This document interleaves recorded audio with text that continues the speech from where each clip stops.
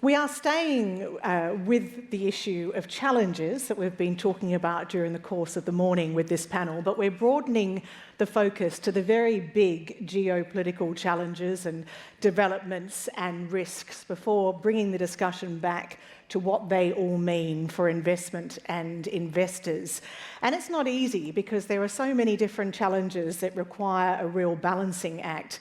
And I saw a really good example of that last week when I had cause to type Santos into my search engine, and immediately two headlines popped up. The first one was super funds under attack from their own members over Santos investment, and then directly underneath it, Macquarie says buy Santos shares now for 40% upside.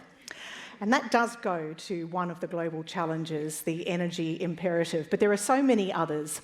This session will look at a big picture. We're going to start with a scene setter, and then we will go to our discussion. And please do put your questions through via the app. So to introduce our panel, on my left here, Brian Cale, who's Managing Director, Global Head of ESG at Moody's Investor Services. Next to him, Vicky Doyle, Chief Executive Officer of Rest Industry Super. Then we have Ryan Neelam, Director of Public Opinion and Foreign Policy at the Lowy Institute. And I do just want to take this opportunity to acknowledge the death overnight of Alan Gyngell, who is in fact the first Executive Director of Lowy and without question one of this country's best foreign policy minds. And they've just announced that he passed away overnight. To the left of Ryan, we have Kerry Waring, who is Chief Executive Officer of the International Corporate Governance Network. And at the end there, last but not least, Dr. Rita Wirakusuma, who is the Chief Executive Officer of the Indonesia Investment Authority. Please join me in welcoming our panel. Ryan, if I can hand over to you for a scene setter, please. Sure, thanks very much, Ali, and a pleasure to be here. And also let me acknowledge and thank you for acknowledging Dr. Gyngell, the first Executive Director of the Lowy Institute, who was one of the sharpest foreign policy minds of our age in Australia. It's a big loss for the foreign policy community. But look, let me start by setting the scene with a few of the major global challenges, and we don't have time to cover everything, so I'm going to hone in on a few that have repercussions for the globe and Australia.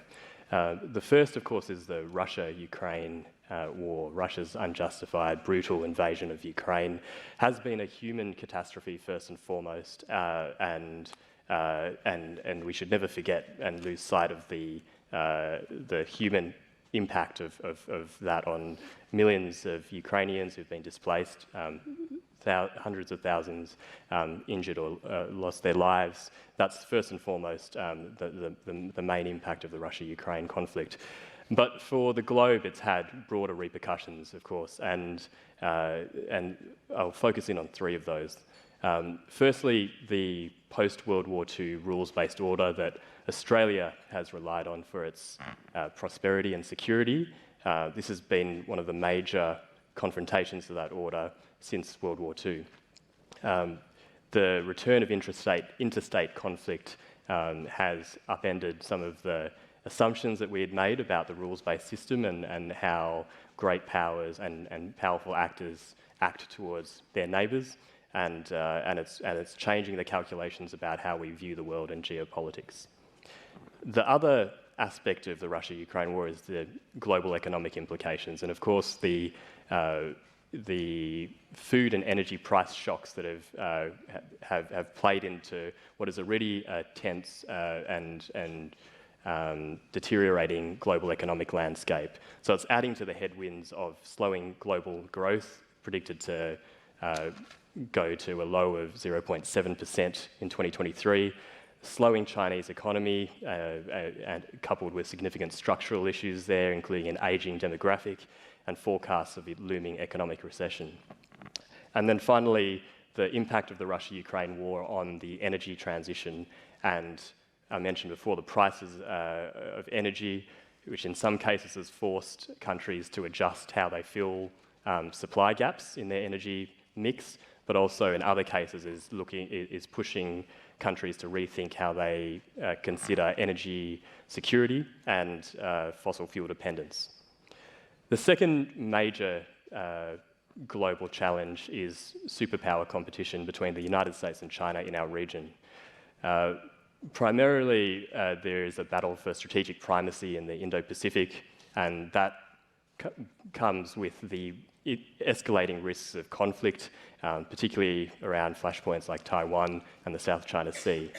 Neither side want war, but the risks of miscalculation and tit-for-tat escalatory actions continue to rise, and the need for guardrails has been pronounced by a number of actors to keep those tensions away from conflict.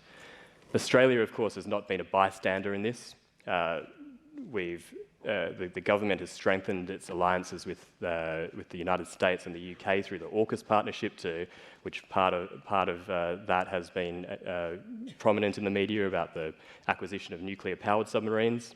And also diplomatically increasing its engagement with other actors, including the Quad countries, the Pacific, and ASEAN, of course. But not everybody in our region sees the superpower competition in the same way, and actors in Australia, government, business, and others need to be conscious that not everybody sees US-China. Wants to be party to US-China conflict, and that's coming through in many different fields. Economically, superpower competition also flows through in terms of a competition for influence in the region, and with the US withdrawal of the TPP, I think there's a growing realisation in DC that there needs to be more attention paid towards the economic element of US statecraft. That's led to initiatives like the Indo-Pacific Economic Framework and infrastructure financing in the area. But there's a range of different actors now involved in providing finance, but also opening markets, and the question of how economic integration continues and where that is drawn towards is going to be one to watch in the coming decade. And finally, technology. Both countries, the US and China, are seeking an edge in terms of artificial intelligence, semiconductors, supercomputers, and advanced manufacturing. Areas of sensitive national security are being decoupled, but that hasn't halted a broader integration between global economies. That kind of segues into the third major area, which is technological advancement. And people have mentioned we're in the midst of an AI revolution, which is transforming the way that we work, the way we learn, and the way we live. But with any powerful tool, that technology brings risks, and there are now conversations and research being done into how to protect against the risks of biases being built into AI, but also how it could be misused by authoritarian governments or by maligned actors. Cybersecurity, of course, we heard about just before lunch, and Australia over the last half a year has faced the three most significant corporate data breaches in its history, with Optus, Medibank, and Lateral all held to ransom over user data. And this is only going to become a growing issue as our lives become more digitised and we see more of our personal information and personal data into the online space. And last but not least, climate change, which is the epoch-defining challenge.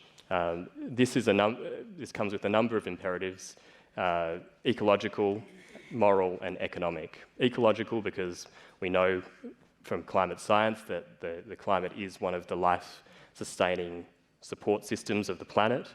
Moral, because it impacts on future generations and they will feel our decisions in the future more than we do now.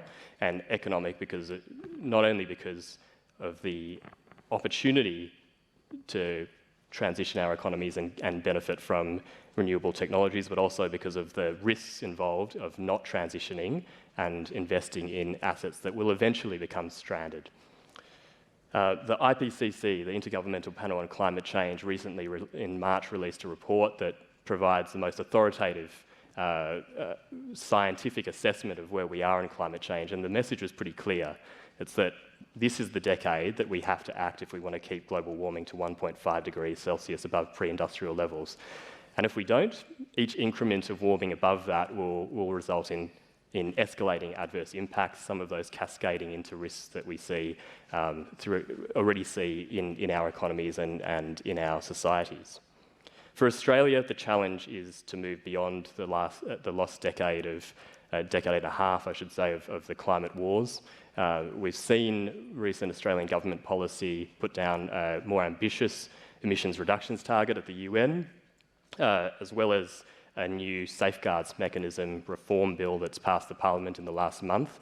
These are steps in the right direction, but of course more needs to be done, and it's not just government, it's business, it's investment that needs to support the climate transition. So to end on a positive note, when it comes to the climate change challenge, while politics has been contentious in Australia for the last 1.5 decades, the Australian population for a long time has seen the need to act on climate change. The Lowy Institute poll, which I run every year, has shown that for the last 16 years of polling on climate change, 80% of the Australian population has recognised climate change as a serious issue that needs to be addressed. The difference has been on how urgent and how costly that transition is seen to be. And over the last 5 years, we've seen the urgency rise to higher levels and sort of stabilise, where the majority now see a need to act, even if it involves significant economic costs. And we've also seen more support for renewables. 90% of Australians in the last Lowy poll support providing renewable energy subsidies, and a flip in terms of opinions on fossil fuels, where about 7 years ago, 65 or so % of people supported Australia continuing to export coal. Now 65% say that we should reduce our exports of coal. So there's significant changes in the Australian population. It's creating a more permissive environment for policy, and we've seen that reflected in recent elections. But I'll leave it there, and I'm sure there's a lot to delve into. Thank you very much, Ryan. There is indeed quite a lot to unpack there. Kerry, if I can start with you, because you are fresh off the plane from the UK. With all those challenges, what would you highlight as what your members are focusing on above all else? And I wonder whether, given the impact of the energy crisis in Europe, that's where you'd start. So it's great to be here, and actually ICGM members are global. They represent around 77 trillion collectively, including GPIF in Japan, Norges in Norway, CalPERS in the US, and many of you here actually. Debbie Blakey serves on our board, and Future Fund is also a member along with Australian Super, so it's fab to be here. Look, there's no doubt we're all operating in an extremely challenging environment. I would add, shrinking public equity markets to your list, the splinternet, demographics. It's very difficult. And I think what we're seeing as a result of that is governments are polarizing, and they are entrenching national interests, and the global economic fabric that we're all so accustomed to and love is being fractured, and this is something that is really impacting ICGN members. And all of you. I guess one tangible example to give you, I suppose, would be in the area of supply chain resilience. So increased local sourcing, higher prices, and reduced dependencies on markets that are most exposed to extreme weather events or geopolitical turmoil. And many of our members are asking questions around diversity, for example, of critical manufacturing bases to offset dependency risks. I think one interesting example in this regard is apparently around 80% of pharmaceutical ingredients for antibiotics are developed primarily in India and in China. So the World Economic Forum recently made a call out for further diversification around pharmaceuticals production, given how critical healthcare is to all of us. So there's more focus on due diligence of supply chain, workforce safety and health, screening processes, and so on. Another thing that's high on the agenda is, we heard this in the previous sessions, is around crisis management. So more boards are actually establishing crisis committees. We're seeing more reference to scenario planning, stress testing, and even to the extent that it's now expected, certainly in the UK, to report against how are companies actually dealing with these systemic threats, and how does that affect going concern statements. So there's a lot going on the corporate side and the investor side. Vicky, let me ask you, because your members are overwhelmingly young, so what do all these very big and often, some of them short-term, many of them will be long-term as well, what do they mean for you? Well, I guess the saying of the past is no indication of the future is becoming more and more true every day. And REST members, we've got more than 50% are under, so more than 1 million are under 30. And so they're effectively not going to retire into this future world until 2060, 10 years after 2050, and we've, in theory, achieved a net carbon zero world. So from our perspective, there's so many structural changes happening systemically all at the one time. We, as looking after our members and where we invest, have to think about the future and the long term. So we have to think about where is AI, where is deglobalization happening, where is the energy transition, how are all these things collectively happening at the same time, and particularly climate change. And for our members, overwhelmingly 93% in surveys that we've done really support strong movement and transition around climate, but also all sorts of other socially responsible futures. And so we feel a great responsibility to be thinking about this, but it's challenging as an investor because you heard that previous session with the CEOs and chairs of those companies. They are making live decisions in a very uncertain world, and we are trying to invest in those companies and help the whole of those companies transition over time. So from a member perspective, it's clear to us that we want to invest with this very long term, 30, 40, 50-year time horizon for when our members will be retiring, but at the same time thinking about the transition and the long pathway to get there. And that's quite a delicate balance and quite a challenge. Brian, can I ask you, because the direction of travel, if you like, on decarbonisation has been clear for some time now, but has this crisis, and the energy crisis in particular, do you think it's changed how companies are responding? I mean, it was a live debate, I would say, about a year ago, was what was the response going to be to Ukraine in terms of energy security, energy affordability versus decarbonisation. I think that has played out in a way that has accelerated the trend towards decarbonisation. If you look at what's going on in the EU, for example, with the Repower EU and now the Green Industrial Plan, that's hundreds of billions of dollars they're reinvesting back into technological advancement and decarbonisation. Stephen Conroy talked earlier about the Inflation Reduction Act, another $300 billion focused on decarbonisation. So what you've seen is a massive response to actually accelerate technological innovation in that area as a way to improve energy security and energy affordability. And I think the one thing I would highlight about that is if you think about the previous 10 years, utility scale solar PV decreased in cost by about 80% through the 10 years to 2021. Offshore wind by about 60% during the same period. And now you've got these hundreds of billions of dollars being thrown at that. So you're just going to expect continued technology advancement. And we're getting to price parity in many jurisdictions now with the renewables against fossil fuels. And the tipping point will come when that is cheaper than installed capacity, when you start adding on the cost of transmission and battery, and with this technology advancement, that's probably not far away. So that's a big issue to grapple with, and I think is only getting harder to really manage and understand and come to terms with. On an individual basis, though, for companies and for investors, I guess you made the point to me that everyone has to have a decarbonisation story now, particularly if you want to raise money, you've got to have that story. Yeah. How, from Moody's point of view, how clear and how well thought through are those stories? It's very patchy, right? and it's not disclosed very well.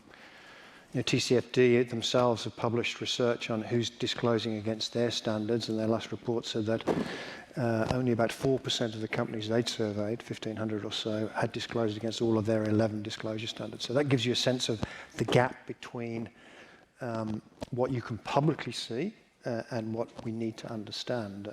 Now, I think there's a lot of companies that are working on that, not least because they can see the way the financial sector itself is working on that.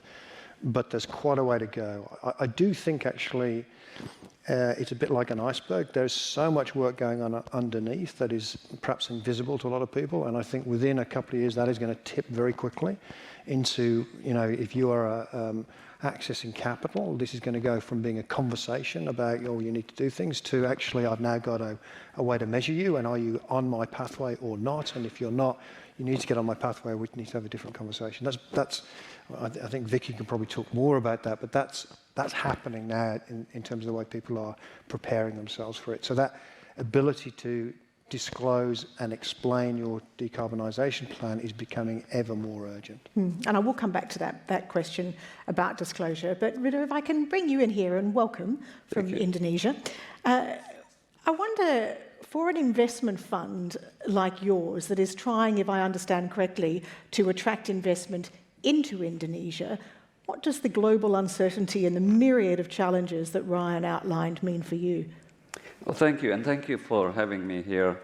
When I was given the chance to be here with the topic as such, I said to myself, oh, am I on the wrong forum or not? Because I thought I'm meeting with all the people who are actually thinking about making good returns, and yet clouded by the fact that we have obviously global challenges, and which makes our investment strategy affected. But a combination of red eye, which was a record 5.5 hours from Jakarta today, plus heavy lunch and the heavy topic, I thought I shake up a bit and make it a little bit more exciting. But to me, I think these global challenges, as everybody's talked about, also makes us think harder in terms of where we can invest while keeping the principle of investments intact. Now, why I'm here in Australia specifically is actually as a result of the meeting between the Prime Minister, your Prime Minister, and our President a couple of months ago. He came along with a delegation of Australia Super. Over 25 of them came to our office and really try to develop where Australia Supers can actually potentially invest given global challenges. So I guess what I'm trying to stir the pot a bit is potentially, if you think harder, there are many interesting opportunities as a result of the global challenges. So I would actually like to make it a bit more exciting so that we can pick the brains here as well, so to say, okay, we have the Ukrainian war, we have the US-China competition, we have the climate change agenda. What does that really mean in terms of making really smart investments? Now, for me, Indonesia is a bit unique for a number of reasons. Indonesia Investment Authority, for all of you, just by way of background, the word authority is somewhat misnomer. I'm not a government official, it's like an authority per se. It's like a Temasek or GIC. Actually, we learned from ADIA, which is the Abu Dhabi Investment Authority, which is nothing but a sovereign wealth fund with no political agenda. So because we actually was assisted by them, we said, why don't we just steal the name shamelessly? So instead of Abu Dhabi Investment Authority, we call it Indonesia Investment Authority. and then our president sort of added to the confusion. He said, you could name it anything, but call it INA. I said, why is INA? Well, because when we compete internationally, our abbreviation is INA. And then when we started to make a logo, I was almost, if I wasn't careful, because there was another organization in the world called INA, and it stands for International Nurse Association. But joke aside, INA was set up partly to invest, partly to make sure that we have a risk-adjusted return like what Australia Super is doing, But at the same time, we also are a catalyst to actually look for co-investments into Indonesia, which we have been doing. And for you interested to know who our partners are, I can certainly highlight to you.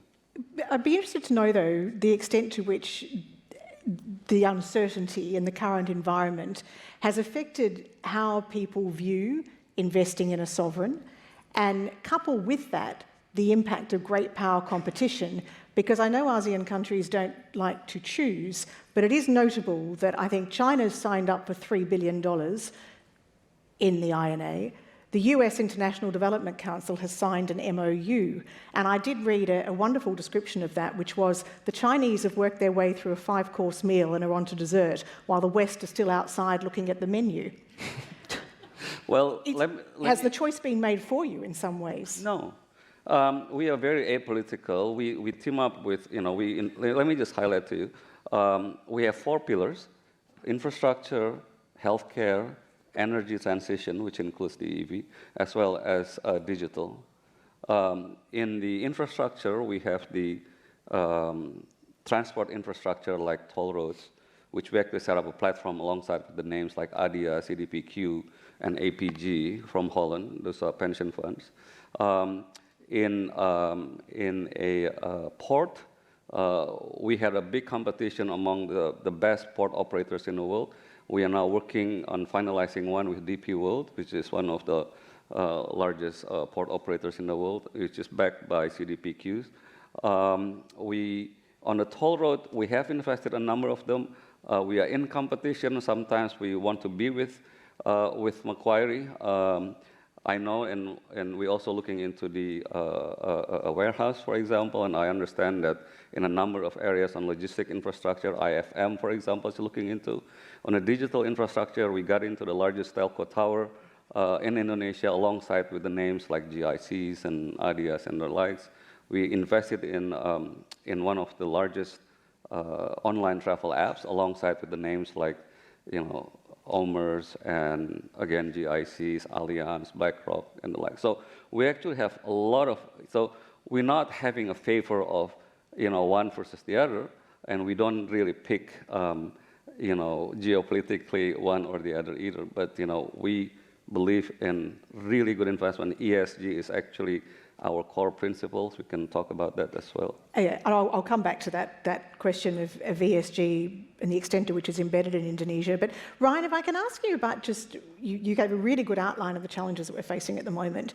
And if you just look at what's on the horizon, there are plenty of commentaries around, and particularly, in fact, just in the last sort of week or two, about the potential for conflict between the US and China. But you've made the point that when there has been decoupling, it's in the specifics. And in fact, the US just in the last week has described it as friendshoring, not decoupling. So where do you see things going? I guess there's one of two things that can happen. You can get full-scale decoupling, or we'll get a period of stability. Where do you think we're heading? No, I mean, I think you're right to situate decoupling within specific contexts. And there's still a huge amount of economic engagement between the US and China, as there is between China and almost every country in the world and our region.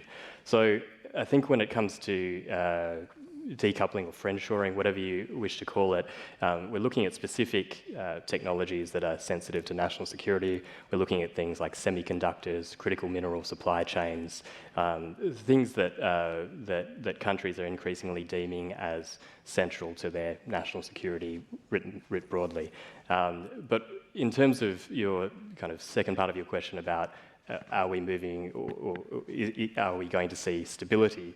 I don't think so. I mean, I think the uncertainty and the challenges that I mentioned at the start are going to continue to pervade the global environment in decades to come, and it's something that governments, businesses, and investors need to get used to, and to try and understand those trend lines as well. So I wouldn't overstate the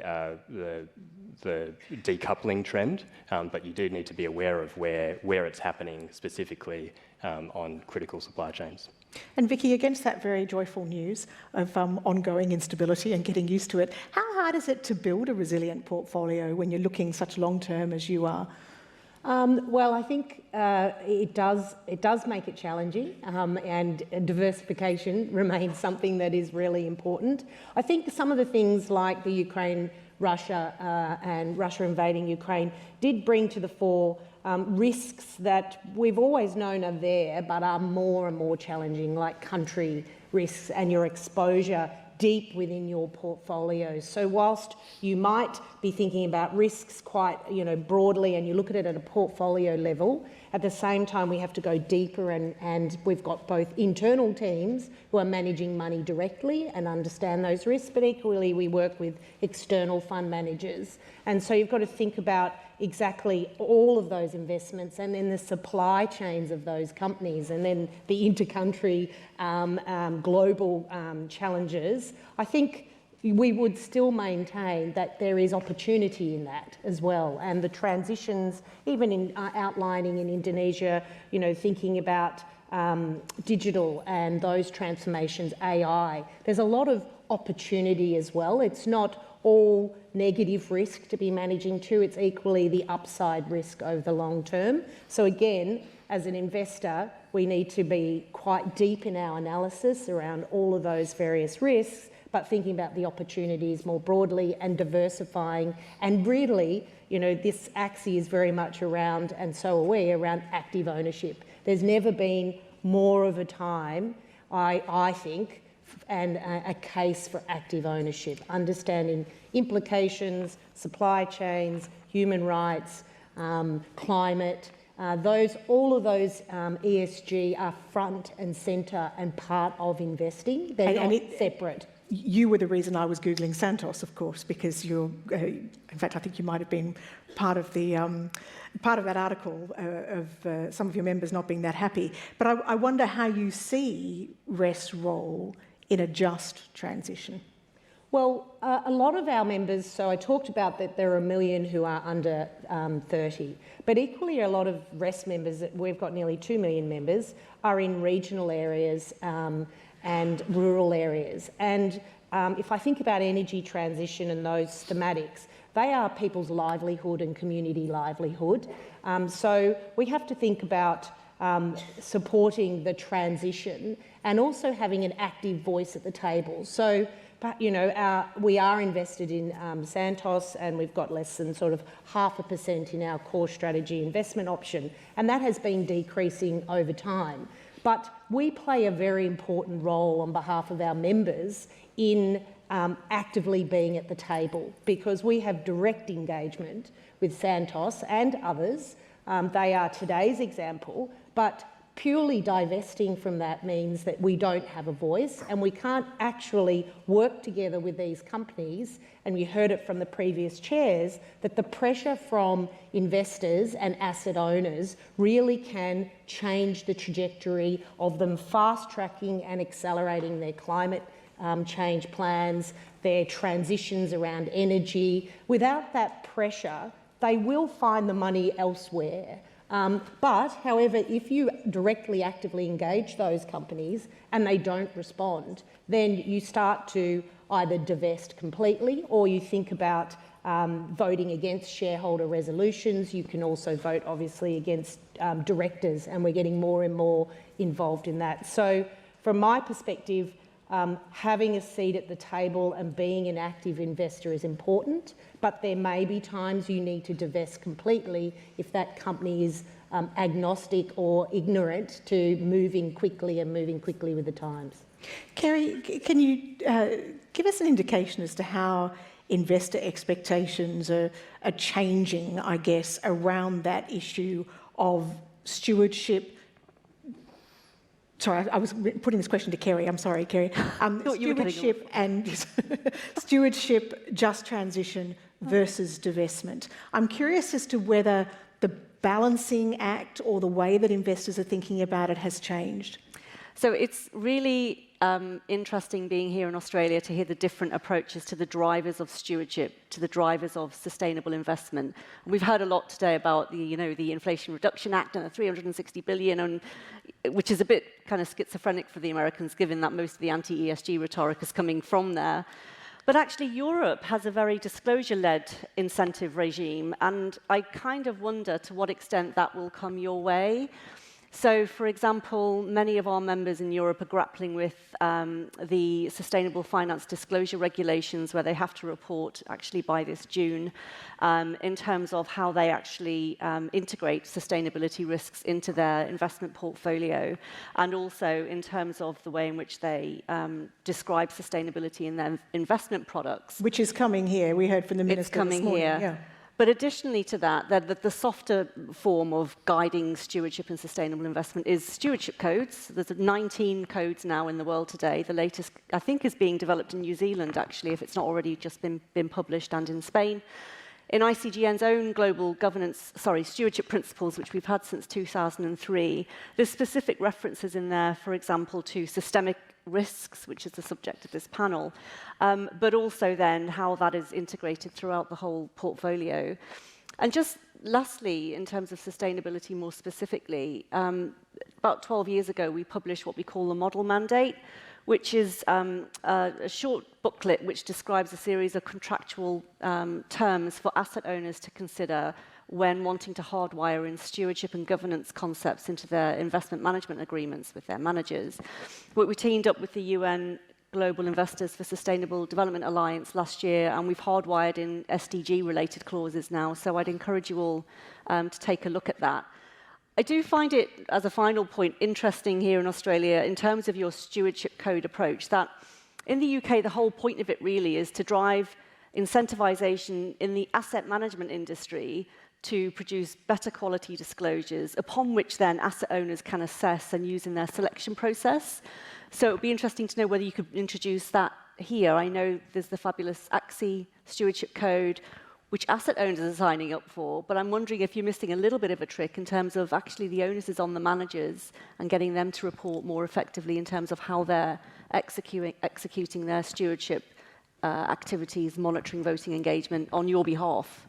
But is the point there that you need that sort of information so that you can make decisions? I just wonder, I mean, you look at those Santos headlines, and investors are under enormous pressure in this country. On the one hand, from the people who want a return, want the 40% Santos is going to go up, are near the end of maybe retiring, not your members, obviously. And on the other, those who are absolutely prepared to take a whack now for the long-term benefit of the world. And I'm wondering how that balance works with your members, and has it shifted? Is there a greater willingness now to take pain for long-term gain? I think definitely the market has shifted, but again, it's very regional. In Europe, I would say it's quite advanced in terms of understanding how to hardwire in and communicate sustainability objectives throughout the whole investment process. In the US, it's perhaps less so. In fact, we've had some members actually leave us this year because they're not allowed to be a member of ICGN because, you know, there are political inferences that actually it's not good to pursue to sustainability goals. So it is quite tricky. I would also say that it's not just about engaging with investee companies. So if we want to really hit some of these systemic shifts, actually it's engaging with governments and regulators. And I think the investment community globally should perhaps pay more attention to that, do that, and do more of that. Be part of these advisory groups that work on initiatives such as the ISSB or the IAASB, all of these corporate reporting and auditing assurance frameworks, so that your voice is heard and you're part of that process. That anti-ESG move, which is so prevalent in the United States, which you've mentioned, I want to ask you, Brian, about that. But before we get to it, on a bigger picture, outside the US, in the Australian context, how do you see ESG at the moment in terms of how companies are, the pressure being put on companies, but also the way that they're responding? Are they increasingly responding to it? Yeah, I think you've got to think about it, the US. Yes, separately. Put that in another basket, US. Because that is quite challenging now for listed companies. But if you look at Europe, and I think here, the trends are very clear, right? There is, on the investor community side, a desire to integrate ESG into their investment decisions, which means they need better information, they need to be better informed. That is, at the vanguard of that is around climate, rightly so, because that is both the biggest investment opportunity and the biggest investment risk, and you are seeing rapid moves there around disclosure standards and, as I said earlier, the way in which investors are thinking about how to assess that. But I think broadly, the trends remain the same as they were. If anything, around climate, they are accelerating. I think the other aspects of ESG continue to be more problematic to demonstrate clear metrics and targets and impact, but there's a lot of work going on around that. I think learning will come from the way in which we deliver on that around climate, and other things will follow. I mean, the ISSB itself is accelerating its focus on climate disclosure, but it is going to produce a broader ESG disclosure standard mid-year as well, and off that they will develop further, I expect, individual standards out of that. And the anti-ESG sentiment in the US, how do you see that? I mean, is it purely, I suppose, political? And more importantly, is there a risk of contagion or spillover into other markets?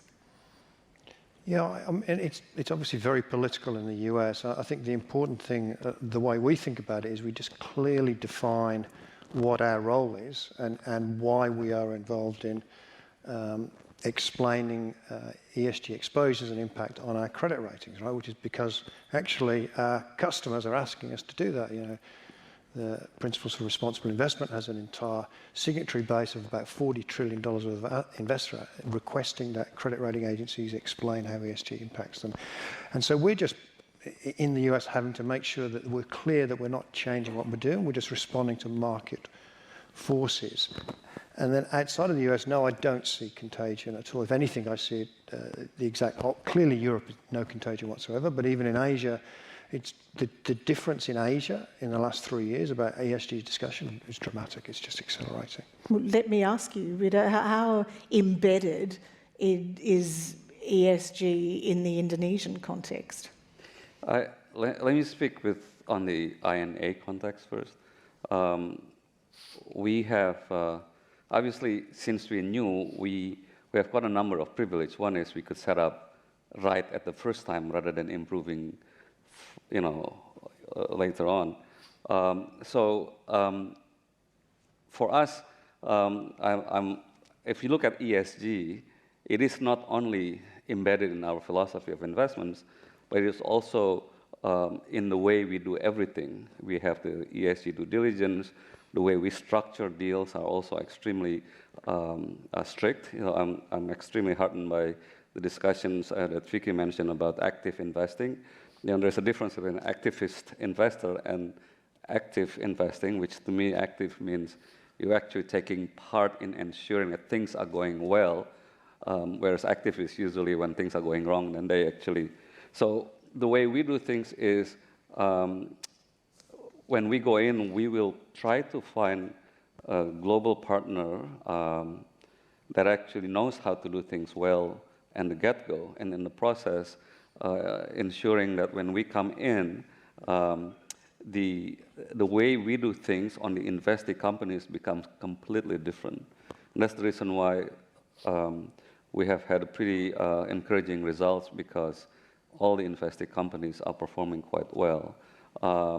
We do pay attention to strong governance at all levels. We sit on the board. We either on the governance board, on a supervisory, or at the management levels, also down at the operational levels.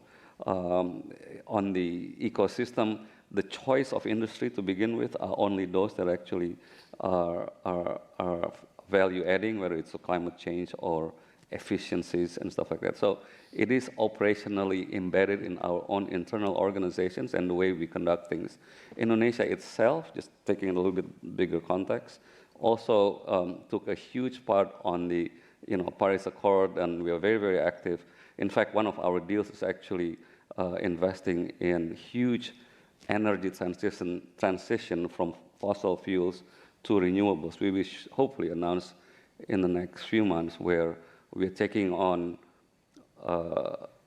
one power plant, and then we have about maybe 20 or 30 power plants to take them, close them shorter, and then convert into fossil fuels. So but is ESG embedded in financial, not your organisation, more broadly in the corporate sector in Indonesia? Is ESG actually embedded? And you'd be well aware of a great deal of criticism around governance in certain sections of the Indonesian corporate community. So how would you describe where ESG is at? It's different. It's a night and day in terms of awareness. It's night and day in terms of, I think Ryan mentioned about how investors are looking into views of whether it is exporting coal favorabilities or not. It's the same thing that is actually happening in Indonesia as well. Every single publicly listed companies are right now, at least they're aware, at least they're doing something about it. Whether it's actually at the most advanced levels as some of the more developed nations, probably not, but the level of improvements is amazing. But people also have to realize when the US is actually spending 14 million ton carbon per person, where Indonesia is at 2 million, to be able to bring everybody down at the same level, that's not fair either, because half of Indonesians are not, have access to electricity. If we Indonesia get to 3 or 4 million and then we go down together, that's probably okay. So sometimes there is that different nuance in terms of approach on ESG as well. But to answer your question directly, the level of not only awareness, but now the choice of people to say, why do we make the same mistakes as the developed nations? Why don't we just go straight to renewables? Why do we actually have to do things with labor intensive? Why don't we have better processing, better AI, and better technology right on the get-go when we're doing the manufacturing? So those are the things that are actually happening. Now, mind you, Indonesia, people say, is going to become fifth largest economy in the world. But if I were to ask this room in Australia Super, how many of you guys actually even thought of Indonesia as the diversification strategy of investments? Not too many. And if you think about half of Indonesia is in the age half of 280 million people are younger than 30 years old, I would probably say, why don't you invest in Rest Super, because that's very good in that. What I'm trying to say is, think about diversification, including geographic diversification, like Indonesia. Think about active.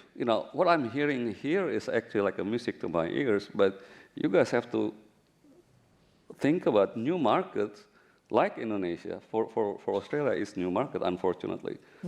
But, it's a new market that is growing fast. And ESG is at the core of a lot of things we do by avoiding some of the lessons learned from the developed nations.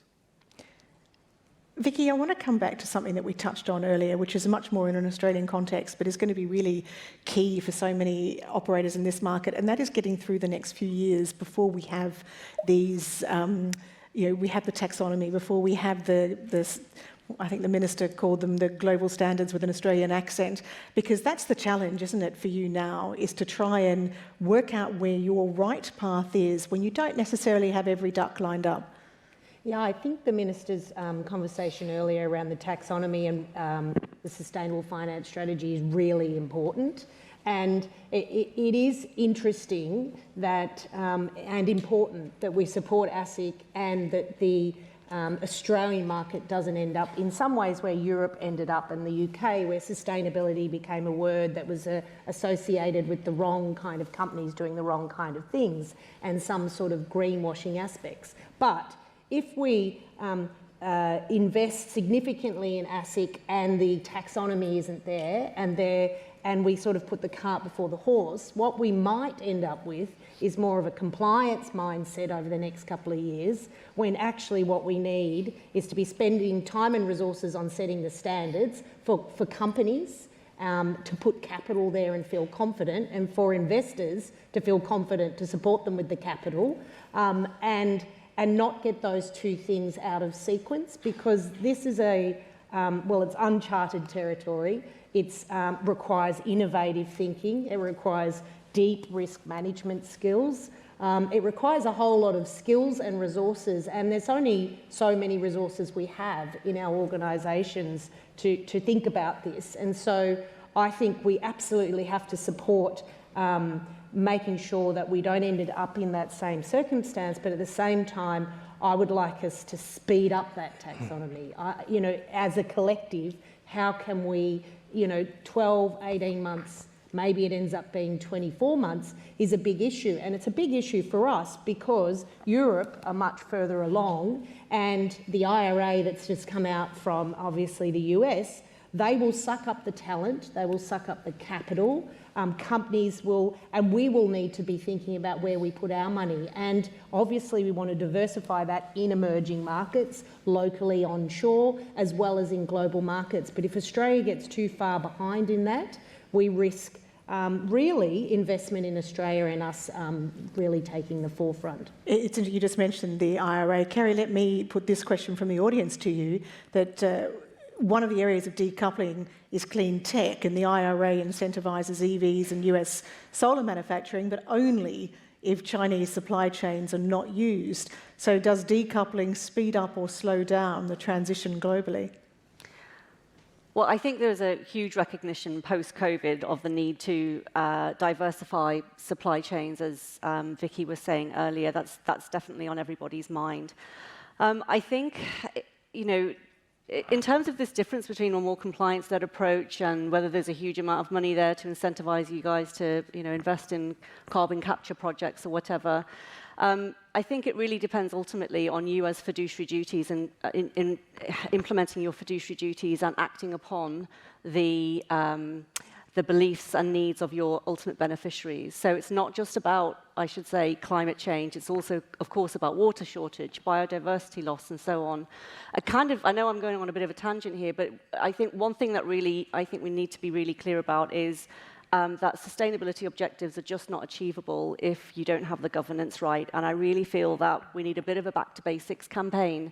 I was delighted that the ICGN global governance principles, which we've had for 20 years and which actually many of our members include in their voting policies and in their company engagements. It was actually referenced in a key piece of legislation in Europe just last year, the Corporate Sustainability Reporting Directive, alongside the OECD principles, which means that from January 2024, 50,000 plus EU-based companies will be reporting on sustainability, but crucially, looking at the ICGM principles as a framework to define what governance itself is. So I think this is hugely important. I know I've kind of diverted the question slightly, but I really wanted to make that point. We are almost out of time, and Brian, you did give us enough to worry about, but I do want to ask you what you think is going to be the big issue that investors are going to need to respond to if we can just look ahead. I mean, maybe it is going to be the ongoing climate transition, and then I'm going to very briefly ask each of our panel to respond whether or not they think that is right. What would you say? The single biggest thing I think is going to be, I agree with you, I think it is the climate transition and how that proceeds in different contexts. So I think it was Brian that made the point that the Russia-Ukraine war has in many cases accelerated the move towards renewables as countries have seen vulnerabilities in having fossil fuel dependence and having supply chains come from Russia, and COVID, of course, has played into that feeling of supply chain vulnerability. But I mean, more broadly, it's really how do investors respond to the demands of their stakeholders to be responsive and responsible to one of the most pressing challenges of our time. And when it comes to the ESG, I just want to link back to that discussion we were having before about the politicization of ESG in the US. There still is, I think, a demand at the base level for those principles to be observed. Brian was talking about how individual businesses are simply responding to the needs of their stakeholders. But at the government level as well, President Biden used his first veto to protect the rights of super investors to use ESG as an investing principle. So I think there's still cause for optimism there, if I can balance out my previous negativity. But overall, I think we're looking at continuing the conversation on how investors respond to the climate imperative. We are almost out of time, so if I can ask the panel to be brief. Brian, if I can start with you, would you agree that it will be climate, and do you want to put a Moody's lens on that? What would be the aspect that you'd point to? I do agree, and I think that the one point I would make is have a clear transition story, whether you're decarbonising your portfolio, whether you're a company looking to decarbonise, and you need to have it pretty soon for a whole host of different reasons. Nikki? Yes, I agree. It is an imperative and it's urgent, and it's also exciting. We have invested in renewables. We do have 100% ownership of a wind farm that we've had over 15 years of developing that in Western Australia, and you learn a lot by getting in, and the innovation that's possible is really about us creating that future world. So I think it's an imperative. Kerry, do you agree? Sorry, I was waiting for Ryan to answer then. Well, of course, climate change is the elephant in the room, but I think to address it, we need to address the obstacles: fully virtual AGMs, dual-class share structures, all of these things which inhibit your ability to act as good stewards in addressing all of the systemic risks that Ryan mentioned. I think is really important too. Rita? To me, it's double exciting, actually. I would think that the advancement of technologies, all these crises is actually exciting because it makes us care for the Earth a lot more, whether it actually is through technology, whether we can actually learn from the developed nations in some of the things. The challenges are enormous, right? The taxonomy, the access to capital, even the choice of type of energies are created differently. For Indonesia and Australia specifically, the top two coal exporters, to be able to give up the cheap coal and then replace them with a much more expensive, albeit the solar energy has gone down 80%, or wind 60%, but it's still double the cost of coal on a per kilowatt hour basis, for example. And the battery development is not there. I understand that the leading EV technology is still China today, but because of because of the tension, now other countries are saying, should we really rely on that also, or can we actually go advance and develop the standard? So to me, it's exciting just because it provides yet a huge slew of a different type of investments, while making the Earth a better place at the same time. Please join me in thanking our panel very much for their insights this afternoon. Thank you very much.